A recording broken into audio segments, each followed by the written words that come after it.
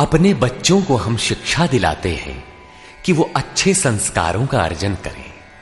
अच्छे संस्कारों का आशय लोग लेते हैं कि वो अपनी रोजी रोटी, आवास, विकास की समस्याओं को हल कर ले।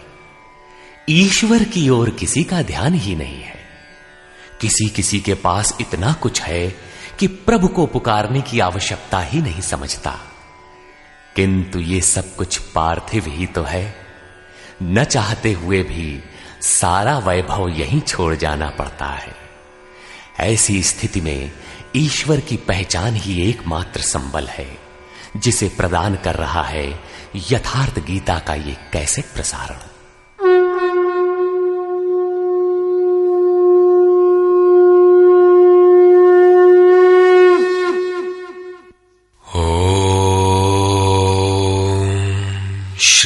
परमात्मने नमः। यथार्थ गीता, श्रीमद् भगवत गीता, अथ 10वां। गत अध्याय में योगेश्वर श्री कृष्ण ने गुप्त राज विद्या का चित्रण किया, जो निश्चय ही कल्याण करती है।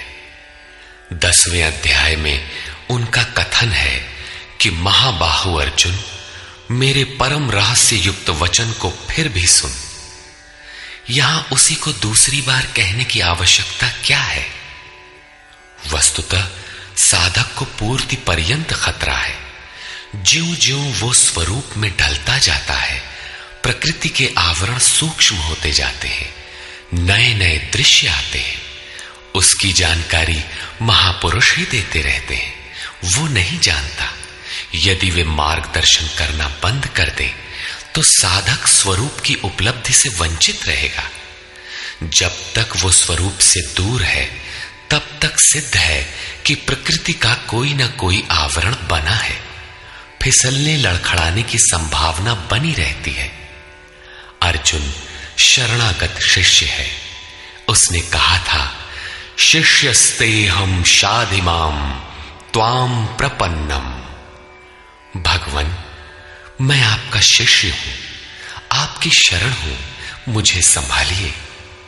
अतः उसके हित की कामना से योगेश्वर श्री कृष्ण पुनः बोले। श्री भगवान उवाच।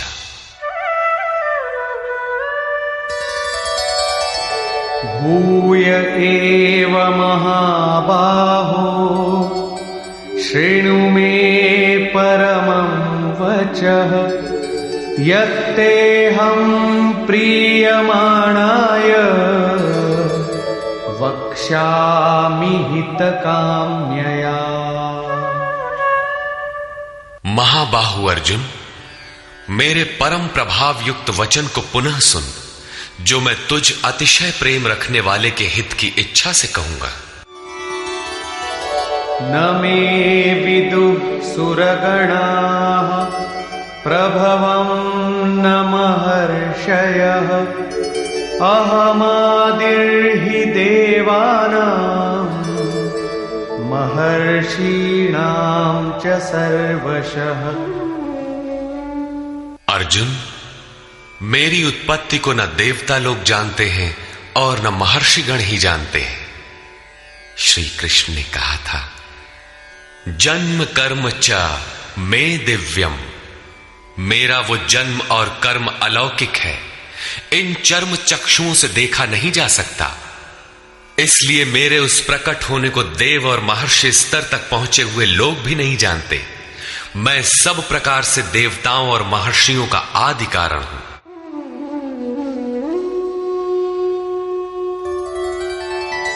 यो मामजमनादिं च वेत्ति लोकमहेश्वरम् असम्मूढः समर्थ्येषु सर्वपापैः प्रमुच्यते। जो मुझ जन्म मृत्यु से रहित, आदि अंत से रहित, सब लोगों के महान ईश्वर को साक्षात्कार सहित विदित कर लेता है, वो पुरुष मरणधर्मा मनुष्यों में ज्ञानवान है, अर्थात अज, अनादि और सर्वलोक महेश्वर को भली प्रकार जानना ही ज्ञान है, और ऐसा जानने वाला संपूर्ण पापों से मुक्त हो जाता है, पुनर्जन्म को प्राप्त नहीं होता। श्री कृष्ण कहते हैं कि ये उपलब्धि भी मेरी ही देन है।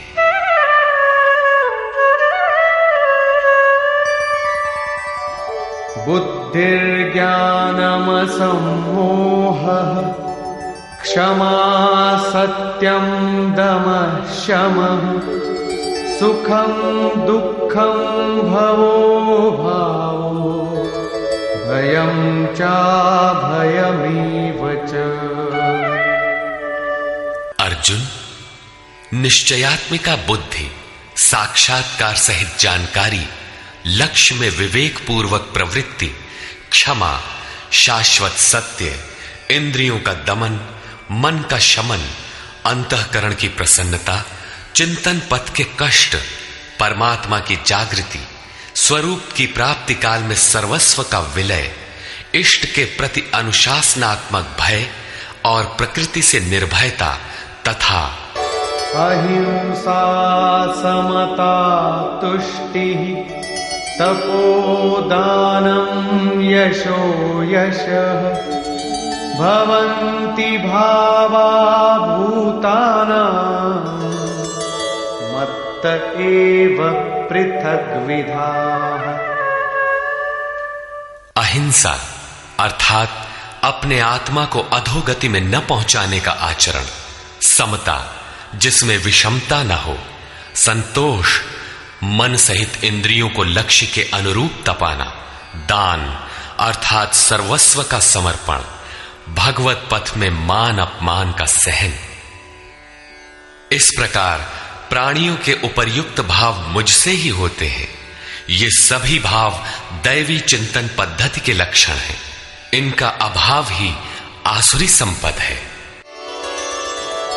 महर्षयः सप्त पूर्वे चत्वारो मनवस्तथा मद्भावा मानसा जाता येषां लोक इमाः प्रजाः।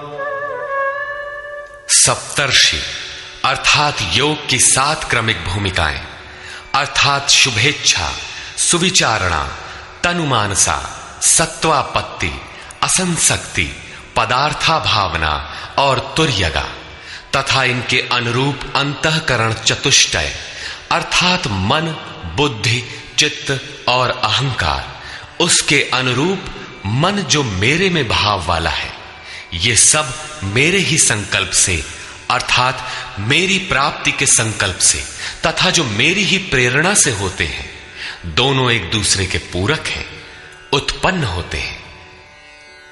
इस संसार में ये अर्थात संपूर्ण दैवी संपद इन्हीं की प्रजा है, क्योंकि सप्त भूमिकाओं के संचार में दैवी संपद ही है, अन्य नहीं।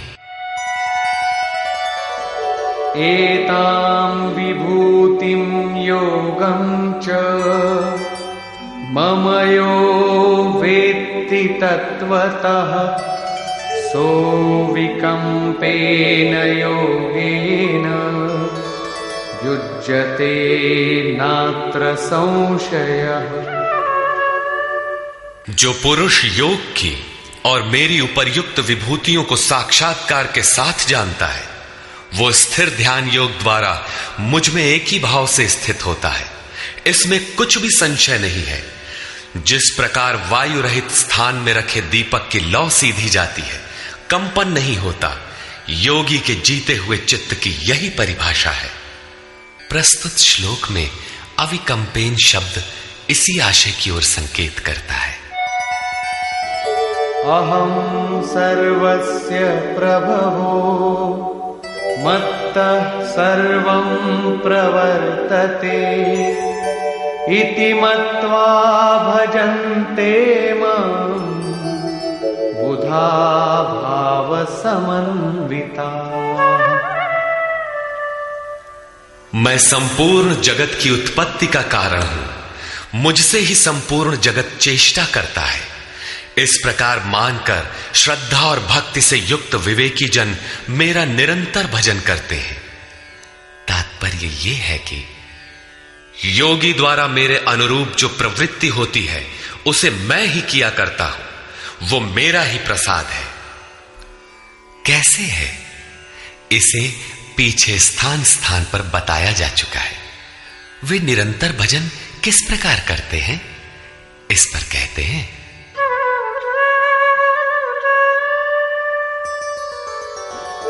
मच्चित्ता मद्गत प्राणा बोधयन्तः परस्परं कथयन्तश्च मां नित्यं तुष्यन्ति च रमन्ति च। अन्य किसी को स्थान न देकर मुझ में ही निरंतर चित्त को लगाने वाले, मुझ में ही प्राणपण से प्राणों को लगाने वाले सदैव परस्पर मेरी प्रक्रियाओं का बोध करते हैं, मेरा गुणगान करते हुए ही संतुष्ट होते हैं तथा निरंतर मुझ में ही रमण करते हैं। तेषां सततयुक्तानां भजतां प्रीतिपूर्वकं ददामि बुद्धियोगं तं येन मामुपयान्ति ते।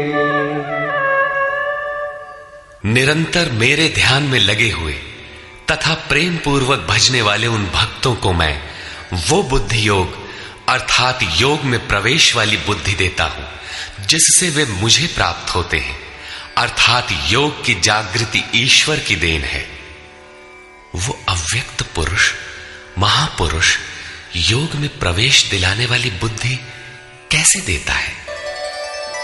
तेषामेवानुकंपार्थम् अहमज्ञानजं तमः नाशयाम्यात्मभावस्थो ज्ञानदीपेन भास्वता। उनके ऊपर पूर्ण अनुग्रह करने के लिए मैं उनकी आत्मा से अभिन्न खड़ा होकर, रथी होकर अज्ञान से उत्पन्न हुए अंधकार को ज्ञान रूपी दीपक के द्वारा प्रकाशित कर नष्ट करता हूं। वस्तुतः किसी स्थित प्रज्ञ योगी द्वारा जब तक वो परमात्मा आपके आत्मा से ही जागृत होकर संचालन नहीं करता, तब तक वास्तव में यथार्थ भजन आरंभ ही नहीं होता। वैसे तो भगवान सर्वत्र से बोलने लगते हैं, लेकिन प्रारंभ में वे स्वरूपस्थ महापुरुष द्वारा ही बोलते हैं। यदि ऐसा महापुरुष आपको प्राप्त नहीं है तो वे आपसे स्पष्ट नहीं होंगे। इस पर अर्जुन ने प्रश्न किया। अर्जुन उवाच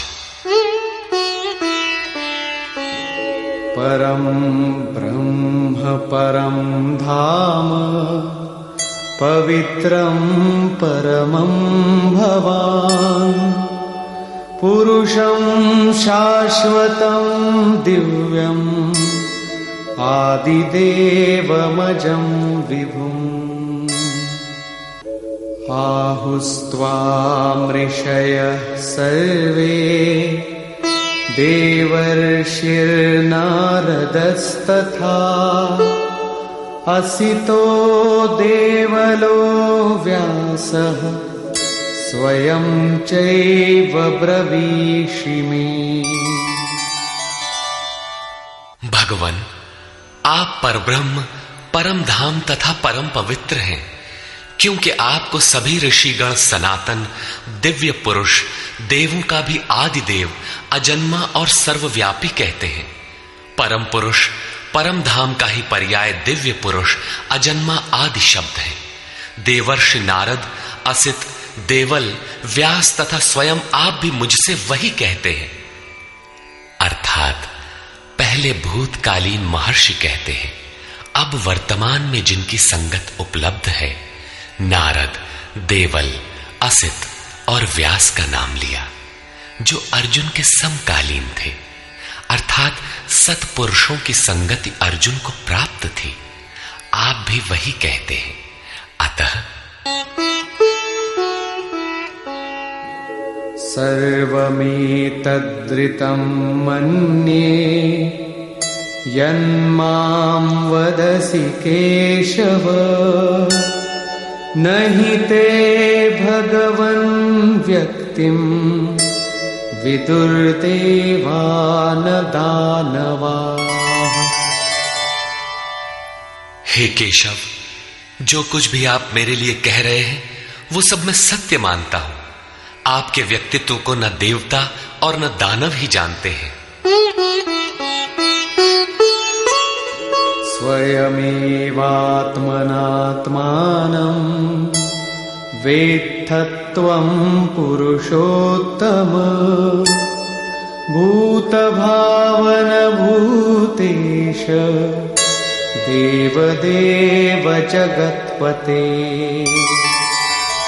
हे भूतों को उत्पन्न करने वाले, हे भूतों के ईश्वर, हे देव देव, हे जगत के स्वामी, हे पुरुषों में उत्तम, स्वयं आप ही अपने को जानते हैं अथवा जिसकी आत्मा में जागृत होकर आप जना देते हैं वो जानता है। वो भी आपके द्वारा आपका जानना हुआ। इसलिए वक्तुमर्हस्य शेषेण दिव्यायात्मविभूतयः याभिर्विभूतिभिर्लोकान् इमांस्त्वं व्याप्य तिष्ठसि। आप ही अपनी उन दिव्य विभूतियों को संपूर्ण रूप से लेश मात्र भी शेष न रखकर कहने में सक्षम हैं, जिन विभूतियों द्वारा आप इन सब लोगों को व्याप्त करके स्थित हैं। कथं विद्यामहं योगिन् त्वां सदा परिचिन्तयन् केषु केषु च भावेषु चिन्त्योऽसि भगवन्मया। हे योगिन, श्री कृष्ण एक योगी थे। मैं किस प्रकार निरंतर चिंतन करता हुआ आपको जानूं, और हे भगवान, मैं किन किन भावों द्वारा आपका स्मरण करूं। विस्तरेणात्मनो योगं विभूतिं च जनार्दन भूयः कथय तृप्तिर्हि शृण्वतो नास्ति मे मृतम्। हे जनार्दन, अपनी योग शक्ति को और योग की विभूति को फिर भी विस्तार पूर्वक कहिए। संक्षेप में तो इसी अध्याय के आरंभ में कहा ही है, पुनः कहिए, क्योंकि अमृत तत्व को दिखाने वाले इन वचनों को सुनने से मेरी तृप्ति नहीं होती। रामचरित जे सुनत अघाही रस विशेष जाना तिन नाही। जब तक प्रवेश नहीं मिल जाता तब तक उसे अमृत तत्व को जानने की पिपासा बनी रहती है। प्रवेश से पूर्व रास्ते में ही यह सोचकर कोई बैठ गया कि बहुत जान लिया तो उसने नहीं जाना, सिद्ध है कि उसका मार्ग अवरुद्ध होना चाहता है। इसलिए साधक को पूर्ति पर्यंत इष्ट के निर्देशन को पकड़ते रहना चाहिए और उसे आचरण में ढालना चाहिए। अर्जुन की उक्त जिज्ञासा पर योगेश्वर श्री कृष्ण ने कहा, श्री भगवान वाच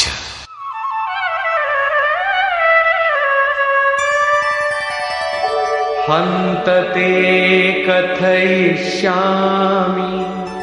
दिव्याह्यात्मविभूतयः प्राधान्यतः कुरु श्रेष्ठ नास्त्यन्तो विस्तरस्य मे। कुरुश्रेष्ठ अर्जुन, अब मैं अपनी दिव्य विभूतियों को, उनमें से प्रमुख विभूतियों को तुझसे कहूंगा, क्योंकि मेरी विभूतियों के विस्तार का अंत नहीं है। अहमात्मा गुणाकेश सर्वभूताशयस्थितः अहमादिश्च मध्यञ्च भूतानामन्त एव च। अर्जुन, मैं सब भूतों के हृदय में स्थित सबका आत्मा हूं तथा संपूर्ण भूतों का आदि, मध्य और अंत भी मैं ही हूं, अर्थात जन्म, मृत्यु और जीवन भी मैं ही हूं। आदित्यानामहं विष्णुः ज्योतिषां रविरंशुमान् मरीचिर्मरुतामस्मि नक्षत्राणामहं शशि। मैं अदिति के 12 पुत्रों में विष्णु और ज्योतियों में प्रकाशमान सूर्य हूं। वायु के भेदों में मैं मरीचि नामक वायु और नक्षत्रों में चंद्रमा हूं। वेदानां सामवेदोऽस्मि देवानामस्मि वासवः इन्द्रियाणां मनश्चास्मि भूतानामस्मि चेतना। वेदों में मैं सामवेद अर्थात पूर्ण समत्व दिलाने वाला गायन हूं। देवों में मैं उनका अधिपति इंद्र हूं और इंद्रियों में मन हूं, क्योंकि मन के निग्रह से ही मैं जाना जाता हूं तथा प्राणियों में मैं उनकी चेतना हूं। रुद्राणां शंकरश्चास्मि वित्तेशो यक्षरक्षसां वसूनां पावकश्चास्मि मेरुः शिखरिणामहम्। एकादश रुद्रों में मैं शंकर हूं। शंख धन अर सा शंकर अर्थात शंकाओं से उपराम अवस्था में हूं। यक्ष तथा राक्षसों में मैं धन का स्वामी कुबेर हूं। 8 वसुओं में मैं अग्नि और शिखर वालों में सुमेरु अर्थात शुभों का मेल मैं हूं।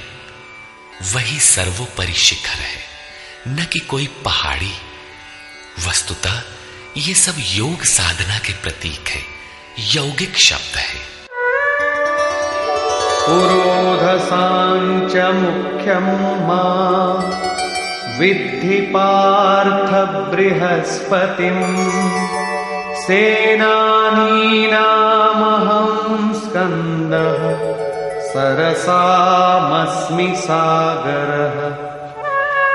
पुर की रक्षा करने वाले पुरोहितों में बृहस्पति मुझे ही जान, जिससे दैवी संपत्ति का संचार होता है। और हे पार्थ, सेनापतियों में मैं स्वामी कार्तिकेय हूं। कर्म का त्याग ही कार्तिक है, जिससे चराचर का संहार, प्रलय और इष्ट की प्राप्ति होती है। जलाशयों में मैं समुद्र हूं। महर्षीणां भृगुरहं गिरामस्म्येकमक्षरम् यज्ञानां जपयज्ञोऽस्मि स्थावराणां हिमालयः। महर्षियों में मैं भृगु हूं और वाणी में एक अक्षर ओमकार हूं, जो उस ब्रह्म का परिचायक है। सब प्रकार के यज्ञों में मैं जप यज्ञ हूं। यज्ञ परम में प्रवेश दिला देने वाली आराधना की विधि विशेष का चित्रण है। उसका सारांश है स्वरूप का स्मरण और नाम का जप। 2 वाणियों से पार हो जाने पर नाम जब यज्ञ की श्रेणी में आता है तो वाणी से नहीं जपा जाता, न चिंतन से, न कंठ से, बल्कि वो श्वास में जागृत हो जाता है। केवल सुरत को श्वास के पास लगाकर मन से अविरल चलना भर पड़ता है। यज्ञ की श्रेणी वाले नाम का उतार चढ़ाव श्वास पर निर्भर है। ये क्रियात्मक है। स्थिर रहने वालों में हिमालय हूं। शीतल, सम और अचल एकमात्र परमात्मा है। जब प्रलय हुआ तब मन उसी शिखर में बंध गया।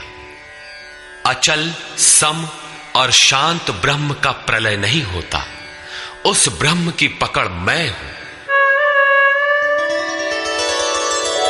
अश्वत्थः सर्ववृक्षाणां देवर्षीणां च नारदः गन्धर्वाणां चित्ररथः सिद्धानां कपिलो मुनिः।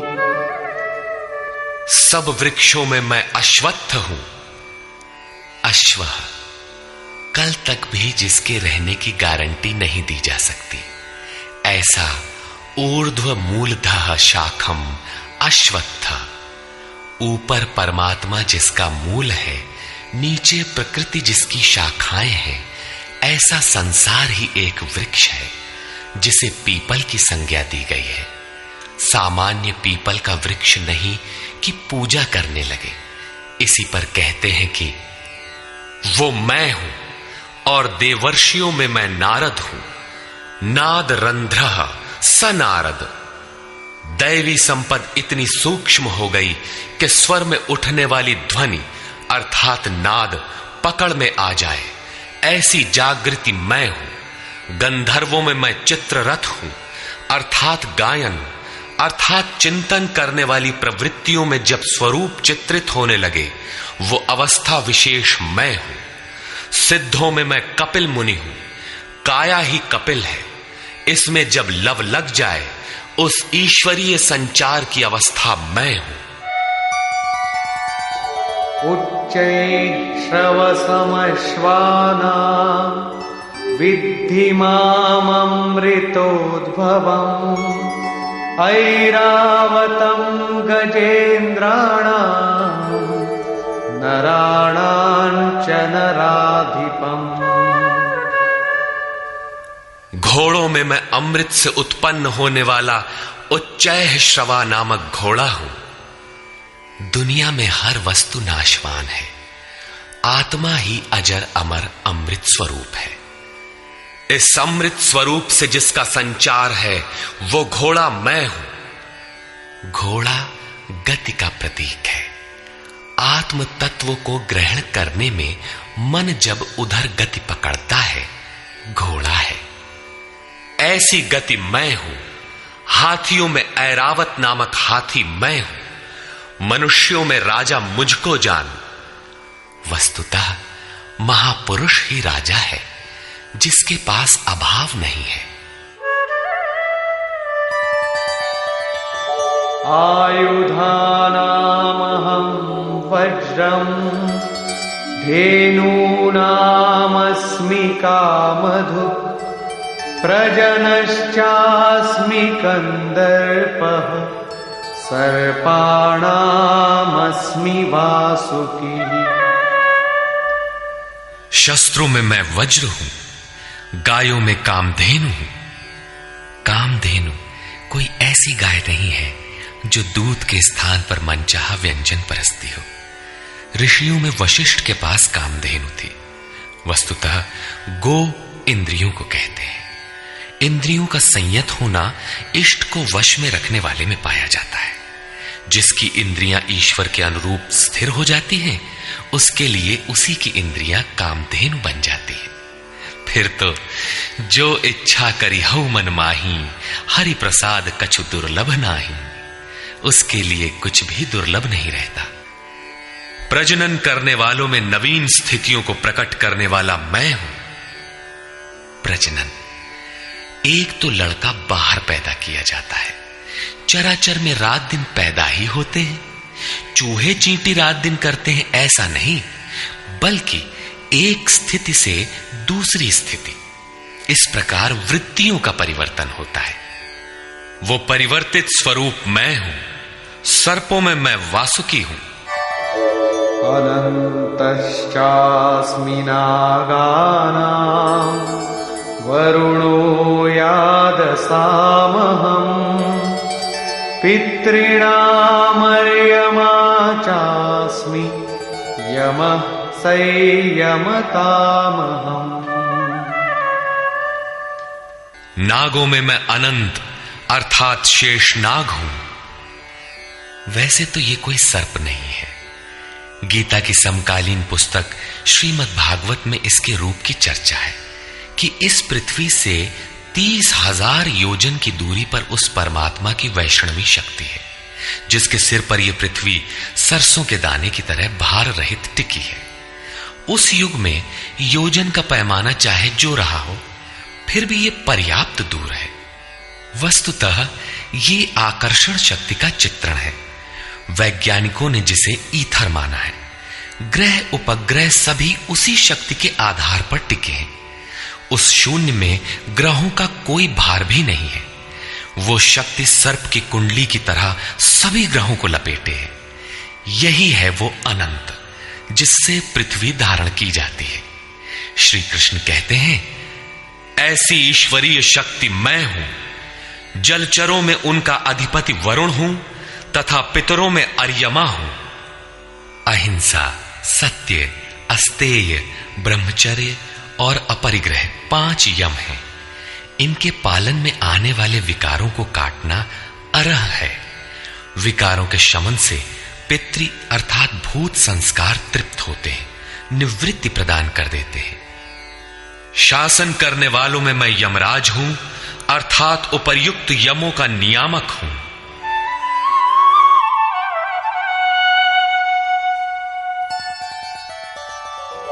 प्रह्लादश्चास्मि दैत्यानां कालः कलयतामहम्।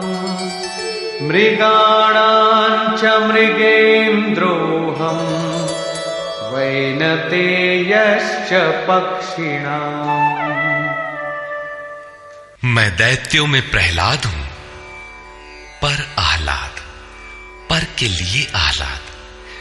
प्रेम ही प्रहलाद है। आसुरी संपद में रहते हुए ईश्वर के लिए आकर्षण विकलता आरंभ होती है, जिससे परम प्रभु का दिग्दर्शन होता है। ऐसा प्रेमोल्लास मैं हूं। गिनती करने वालों में मैं समय हूं।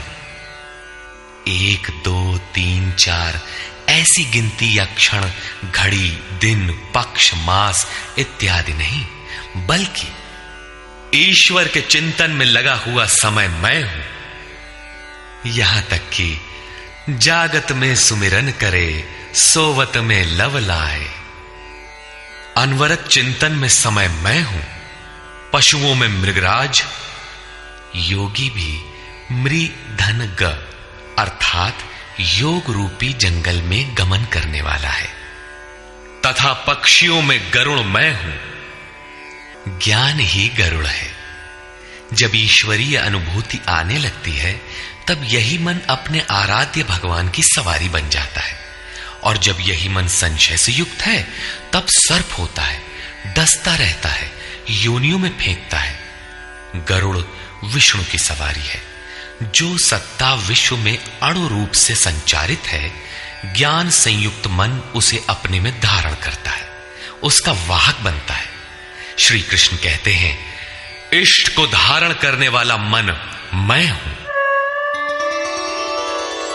पवनः पवतामस्मि रामः शस्त्रभृतामहम्। झषाणां मकरश्चास्मि स्रोतसामस्मि जाह्नवी। पवित्र करने वालों में मैं वायु हूं, शस्त्रधारियों में राम हूं। रमन्ति योगिनः यस्मिन् स रामः। योगी किसमें रमण करते हैं? अनुभव में। ईश्वर इष्ट रूप में जो निर्देशन देता है, योगी उसमें रमण करते हैं। उस जागृति का नाम राम है और वो जागृति मैं हूं। मछलियों में मगर तथा नदियों में गंगा मैं हूं। सर्गाणामादिरन्तश्च मध्यं चैवाहमर्जुन। अध्यात्मविद्या विद्यानां वादः प्रवदतामहम्। हे अर्जुन, सृष्टियों का आदि, अंत और मध्य मैं ही हूं। विद्याओं में अध्यात्म विद्या मैं हूं। जो आत्मा का आधिपत्य दिला दे वो विद्या मैं हूं। संसार में अधिकांश प्राणी माया के आधिपत्य में है। राग, द्वेष, काल, कर्म, स्वभाव और गुणों से प्रेरित हैं। इनके आधिपत्य से निकालकर आत्मा के आधिपत्य में ले जाने वाली विद्या मैं हूं, जिसे अध्यात्म विद्या कहते हैं। परस्पर होने वाले विवादों में ब्रह्म चर्चा में जो निर्णायक है, ऐसी वार्ता मैं हूं। शेष निर्णय तो अनिर्णीत होते हैं।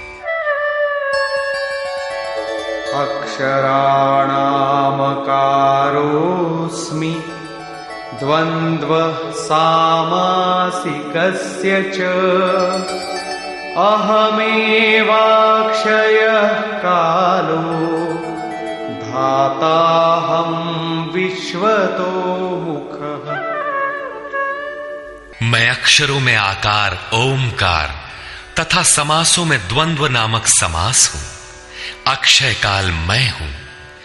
काल सदैव परिवर्तनशील है, किंतु वो समय जो अक्षय, अजर, अमर परमात्मा में प्रवेश दिलाता है, वो अवस्था मैं हूं।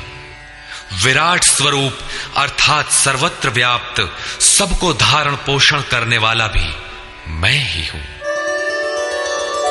मृत्युः सर्वहरश्चाहम् उद्भवश्च भविष्यताम् कीर्तिः श्रीर्वाक्च नारीणाम् स्मृतिर्मेधा धृतिः क्षमा। मैं सबका नाश करने वाला मृत्यु और आगे होने वालों की उत्पत्ति का कारण हूं। स्त्रियों में मैं यश, शक्ति, वाक्पटुता, स्मृति, मेधा अर्थात बुद्धि, धैर्य और क्षमा मैं हूं। अध्याय 15 में श्लोक 16 के अनुसार पुरुष दो ही प्रकार के होते हैं, क्षर और अक्षर। संपूर्ण भूतादिकों की उत्पत्ति और विनाश वाले ये शरीर क्षर पुरुष हैं। वे नर, मादा, पुरुष अथवा स्त्री कुछ भी कहलाएं, श्री कृष्ण के शब्दों में पुरुष ही है।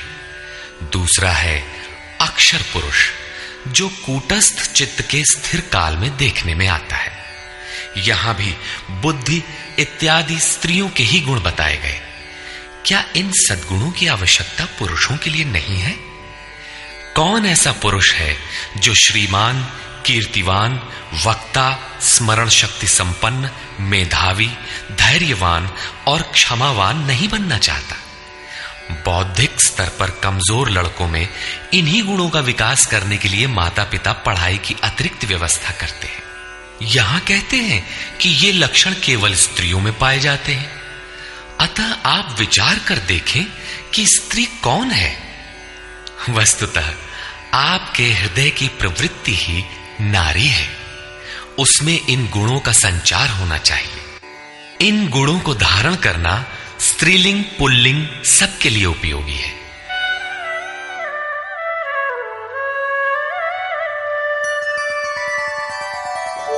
बृहत्साम तथा साम्ना गायत्री छन्दसामहम् मासानां मार्गशीर्षोऽहम् ऋतूनां कुसुमाकरः। गायन करने योग्य श्रुतियों में मैं बृहत साम अर्थात वृहत से संयुक्त समत्व दिलाने वाला गायन हूं, अर्थात ऐसी जागृति मैं हूं। छंदों में गायत्री छंद मैं हूं। गायत्री कोई मंत्र नहीं है जिसे पढ़ने से मुक्ति मिलती हो, वरन एक समर्पणात्मक छंद है। 3 बार विचलित होने के पश्चात ऋषि विश्वामित्र ने अपने को इष्ट के प्रति समर्पित करते हुए कहा, ओम भूर्भुवः स्वः तत्सवितुर्वरेण्यं भर्गो देवस्य धीमहि धियो यो नः प्रचोदयात्। अर्थात भूः, भुवः और स्वः तीनों लोकों में तत्व रूप से व्याप्त देव, आप ही वरेण्य हैं। हमें ऐसी बुद्धि दें, ऐसी प्रेरणा करें कि हम लक्ष्य को प्राप्त कर लें। ये मात्र एक प्रार्थना है। साधक अपनी बुद्धि से यथार्थ निर्णय नहीं ले पाता कि मैं कब सही हूं और कब गलत। उसकी ये समर्पित प्रार्थना मैं हूं, जिसमें निश्चित कल्याण है, क्योंकि वो मेरे आश्रित हुआ है। मासों में शीर्षस्थ मार्ग मैं हूं, और जिसमें सदैव बहार हो, ऐसा ऋतु, हृदय की ऐसी अवस्था भी मैं ही हूं। द्यूतं छलयतामस्मि, तेजस्तेजस्विनामहम्, जयोऽस्मि व्यवसायोऽस्मि, सत्वं सत्ववतामहम्। तेजस्वी पुरुषों का तेज मैं हूं, जुए में छल करने वालों का छल मैं हूं। तब तो अच्छा है, जुआ खेलें, उसमें कल बल छल करें, वही भगवान है। नहीं, ऐसा कुछ नहीं है। ये प्रकृति ही एक जुआ है, यही ठगनी है। इस प्रकृति के द्वंद्व से निकलने के लिए दिखावा छोड़कर छिपाव के साथ गुप्त रूप से भजन करना ही छल है। छल है तो नहीं, किंतु बचाव के लिए आवश्यक है। जड़ भरत की तरह, उन्मत्त, अंधे, बहरे और गूंगे की तरह हृदय से जानकार होते हुए भी बाहर से ऐसे रहें कि अनजान हो, सुनते हुए भी न सुने, देखते हुए भी न देखें। छिपकर ही भजन का विधान है। तभी साधक प्रकृति पुरुष के जुए में पार पाता है। जीतने वालों की विजय मैं हूं, और व्यवसायियों का निश्चय, जिसे अध्याय 2 श्लोक 41 में कह आए हैं। इस योग में निश्चयात्मक क्रिया एक है, बुद्धि एक ही है, दिशा एक ही है। ऐसी क्रियात्मक बुद्धि मैं हूं, सात्विक पुरुषों का तेज और ओज मैं हूं। वृष्णीनां वासुदेवोऽस्मि, पाण्डवानां धनञ्जयः, मुनीनामप्यहं व्यासः, कवीनामुशना कविः। वृष्णि वंश में मैं वासुदेव अर्थात सर्वत्र वास करने वाला देव हूं। पांडवों में मैं धनंजय हूं। पुण्य ही पांडु है और आत्मिक संपत्ति ही स्थिर संपत्ति है। पुण्य से प्रेरित होकर आत्मिक संपत्ति को अर्जित करने वाला धनंजय मैं हूं। मुनियों में मैं व्यास हूं। परम तत्व को व्यक्त करने की जिसमें क्षमता है, वो मुनि मैं हूं। कवियों में उष्णा अर्थात उसमें प्रवेश दिलाने वाला काव्यकार मैं हूं।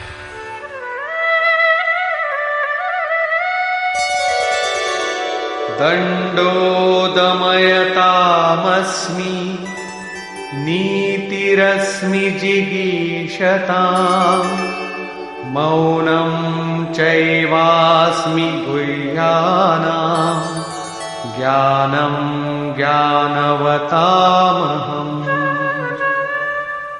दमन करने वालों में दमन की शक्ति मैं हूं। जीतने की इच्छा वालों की मैं नीति हूं। गुप्त रखने योग्य भावों में मौन हूं और ज्ञानवानों में साक्षात के साथ मिलने वाली जानकारी, पूर्ण ज्ञान मैं हूं। यच्चापि सर्वभूतानां बीजं तदहमर्जुन, न तदस्ति विना यत्स्यान् मया भूतं चराचरम्। अर्जुन, सब भूतों की उत्पत्ति का कारण भी मैं ही हूं, क्योंकि चर और अचर ऐसा कोई भी भूत नहीं है जो मुझसे रहित हो। मैं सर्वत्र व्याप्त हूं, सब मेरे ही सकाश से है। नान्तोऽस्ति मम दिव्यानां विभूतीनां परन्तप, एष तूद्देशतः प्रोक्तो विभूतेर्विस्तरो मया। परंतप अर्जुन, मेरी दिव्य विभूतियों का अंत नहीं है। अपनी विभूतियों का विस्तार तो मैंने संक्षेप से कहा है, वस्तुतः वे अनंत हैं। इस अध्याय में कुछ ही विभूतियों का स्पष्टीकरण किया गया है, क्योंकि अगले ही अध्याय में अर्जुन इन सबको देखना चाहता है, क्योंकि प्रत्यक्ष दर्शन से ही विभूतियां समझ में आती है। विचारधारा समझने के लिए इसी से थोड़ा अर्थ दिया गया। यद्यद्विभूतिमत्सत्त्वं श्रीमदूर्जितमेव वा तत्तदेवावगच्छत्वं मम तेजोंशसंभवम्। जो भी ऐश्वर्य युक्त, कांति युक्त और शक्ति युक्त वस्तुएं हैं, उनको तू मेरे तेज के एक अंश मात्र से उत्पन्न हुई जान। अथवा बहुनैतेन किं ज्ञातेन तवार्जुन विष्टभ्याहमिदं कृत्स्नम् एकांशेन स्थितो जगत्। अथवा अर्जुन, इस बहुत जानने से तेरा क्या प्रयोजन है? मैं इस संपूर्ण जगत को एक अंश मात्र से धारण करके स्थित हूं। उपर्युक्त विभूतियों के वर्णन का तात्पर्य ये नहीं है कि आप या अर्जुन इन सभी वस्तुओं को पूजने लगे, बल्कि श्री कृष्ण का आशय केवल इतना ही है कि इन सब ओर से श्रद्धा समेटकर केवल उन अविनाशी परमात्मा में लगावे। इतने से ही उनका कर्तव्य पूर्ण हो जाता है। निष्कर्ष, इस अध्याय में श्री कृष्ण ने कहा कि अर्जुन, मैं तुझे पुनः उपदेश करूंगा, क्योंकि तू मेरा अतिशय प्रिय है। पहले कह चुके हैं, फिर भी कहने जा रहे हैं, क्योंकि पूर्ति पर्यंत सद्गुरु से सुनने की आवश्यकता रहती है। मेरी उत्पत्ति को न देवता और न महर्षि गण ही जानते हैं, क्योंकि मैं उनका भी आदि कारण हूं। अव्यक्त स्थिति के पश्चात की सार्वभौम अवस्था को वही जानता है जो हो चुका है।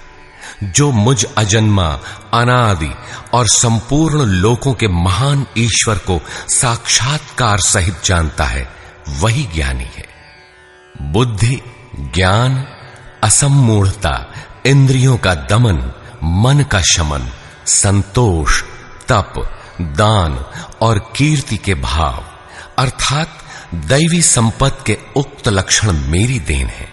7 महर्षिजन अर्थात योग की 7 भूमिकाएं, उससे भी पहले होने वाले तदनुरूप अंतःकरण, चतुष्टय और इनके अनुकूल मन जो स्वयंभू है, स्वयं रचयिता है, ये सब मुझ में भाव वाले, लगाव और श्रद्धा वाले हैं, जिनकी संसार में संपूर्ण प्रजा है। ये सब मुझसे ही उत्पन्न है, अर्थात साधनामयी प्रवृत्तियां मेरी ही प्रजा हैं। इनकी उत्पत्ति अपने से नहीं, गुरु से होती है। जो उपर्युक्त मेरी विभूतियों को साक्षात जान लेता है, वह निस्संदेह मुझ में एक ही भाव से प्रवेश करने योग्य है। अर्जुन, मैं ही सबकी उत्पत्ति का कारण हूं, ऐसा जो श्रद्धा से जान लेते हैं, वे अनन्य भाव से मेरा चिंतन करते हैं, निरंतर मुझ में मन, बुद्धि और प्राणों से लगने वाले होते हैं, आपस में मेरा गुण चिंतन और मुझ में रमण करते हैं। उन निरंतर मुझसे संयुक्त हुए पुरुषों को मैं योग में प्रवेश करने वाली बुद्धि प्रदान करता हूं। यह भी मेरी ही देन है। किस प्रकार बुद्धि योग देते हैं? तो अर्जुन, आत्मभावस्थ उनकी आत्मा में जागृत होकर खड़ा हो जाता हूं और उनके हृदय में अज्ञान से उत्पन्न अंधकार को ज्ञान रूपी दीपक से नष्ट करता हूं। अर्जुन ने प्रश्न किया कि भगवान, आप परम पवित्र, सनातन, दिव्य, अनादि और सर्वत्र व्याप्त हैं, ऐसा महर्षिगण कहते हैं, तथा वर्तमान में देवर्षि नारद, देवल, व्यास और आप भी वही कहते हैं। यह सत्य भी है कि आपको न देवता जानते हैं और न दानव। स्वयं आप जिसे जना दें वही जान पाता है। आप ही अपनी विभूतियों को कहने में समर्थ हैं। अतः जनार्दन, आप अपनी विभूतियों को विस्तार से कहिए। पूर्ति पर्यंत इष्ट से सुनते रहने की उत्कंठा बनी रहनी चाहिए। आगे इष्ट के अंतराल में क्या है, उसे साधक क्या जाने। इस पर योगेश्वर श्री कृष्ण ने एक एक करके अपनी प्रमुख विभूतियों का लक्षण संक्षेप में बताया, जिनमें से कुछ तो योग साधन में प्रवेश करने के साथ मिलने वाली अंतरंग विभूतियों का चित्रण है, और शेष कुछ समाज में रिद्धियों सिद्धियों के साथ पाई जाने वाली विभूतियों पर प्रकाश डाला। और अंत में उन्होंने बल देकर कहा, अर्जुन, बहुत कुछ जानने से तेरा क्या प्रयोजन है। इस संसार में जो कुछ भी तेज और ऐश्वर्य युक्त वस्तुएं हैं, वह सब मेरे तेज के अंश मात्र में स्थित हैं। वस्तुतः मेरी विभूतियां अपार हैं। ऐसा कहते हुए योगेश्वर ने इस अध्याय का पटाक्षेप किया। इस अध्याय में श्री कृष्ण ने अपनी विभूतियों की मात्र बौद्धिक जानकारी दी, जिससे अर्जुन की श्रद्धा सब ओर से सिमटकर एक इष्ट में लग जाए। किंतु बंधुओं, सब कुछ सुन लेने और बाल की खाल निकालकर समझ लेने के बाद भी चलकर उसे जानना शेष ही रहता है। यह क्रियात्मक पथ है। संपूर्ण अध्याय में योगेश्वर की विभूतियों का ही वर्णन है। अतः ओम तत्सदिति श्रीमद्भगवद गीता सूपनिषत्सु ब्रह्म विद्यायाम योग शास्त्रे श्री कृष्णार्जुन संवादे विभूति वर्णन योगो नाम 10वां। इस प्रकार स्वामी अड़गड़ानंद कृत श्रीमद्भगवद गीता के भाष्य यथार्थ गीता का 10वां अध्याय पूर्ण होता है।